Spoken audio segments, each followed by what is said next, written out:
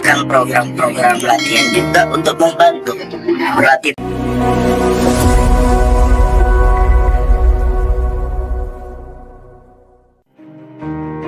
Super Sub Timnas Indonesia di sepanjang Piala AFF. Pertama, Arief Suyono dan Bambang Pamungkas. Arief Suyono dan Bambang Pamungkas sama-sama mencetak 2 gol di Piala AFF 2010. Menariknya 2 gol itu datang ketika keduanya masuk sebagai pemain pengganti. Arief Suyono mencetak 1 gol dalam kemenangan Timnas Indonesia dengan skor 5-1 atas Malaysia pada fase grup. 1 gol lagi berhasil ia cetak saat tim Garuda menghancurkan Laos 6-0. Sementara itu Bambang mencetak 2 gol dari 1 laga. 2 gol itu datang dari tendangan penalti dan bersarang ke gawang Thailand.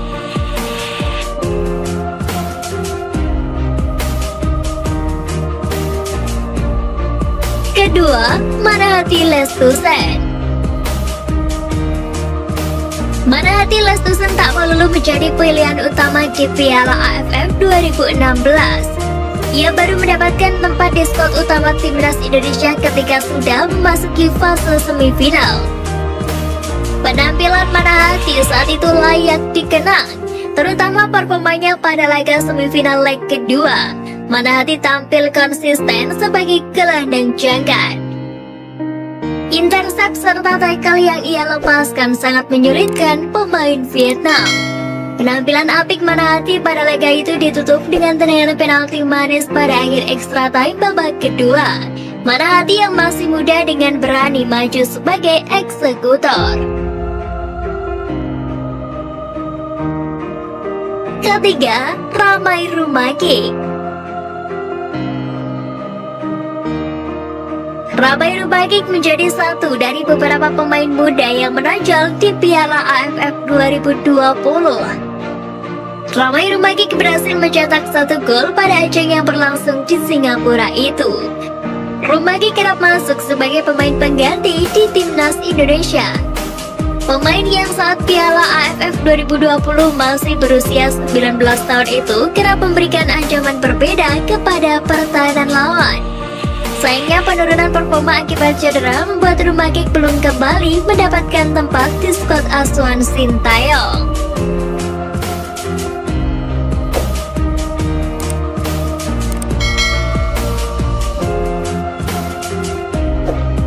Datangkan tim teknis dari Belanda, Firman Utina dukung upgrade Villanesia. Upgrade Villanesia yang dicanangkan PSSI dan Kemenpora mendapat dukungan penuh dari legenda Timnas Indonesia Firman Utina. Pemain yang malang melintang di persepakbolaan Indonesia itu menjadi salah satu narasumber dalam acara Upgrade Villanesia yang berlangsung sejak 6 hingga 19 Desember mendatang. Sebagai informasi, Villanesia pertama kali diluncurkan pada 9 November 2017. Sejak saat itu Villanesia terus mendapatkan upgrade agar sesuai dengan perkembangan sepak bola dunia. Firman Utina mengaku senang karena terlibat dalam upgrade Villanesia pada 2022 ini. Pria berusia 40 tahun tersebut berharap bisa memberikan yang terbaik agar sepak bola Indonesia bisa lebih baik lagi ke depannya. Firman juga berharap dengan adanya upgrade Villanesia bisa menciptakan pemain-pemain berbakat sehingga Timnas Indonesia semakin bagus. Sementara itu, Direktur Teknik PSSI Indra Syafri mengatakan akan mengundang mantan pelatih Timnas Indonesia. Selain itu, ex-pelatih Timnas U19 Indonesia tersebut juga akan mengundang pelatih-pelatih tim Liga 1. Tidak hanya pelatih Liga 1 dan pelatih Timnas Indonesia, Indra Syafri juga akan mengundang tim teknis dari klub Ajax Amsterdam. Tim teknis Ajax diharapkan memberikan masukan agar Villanesia bisa berjalan baik di Indonesia.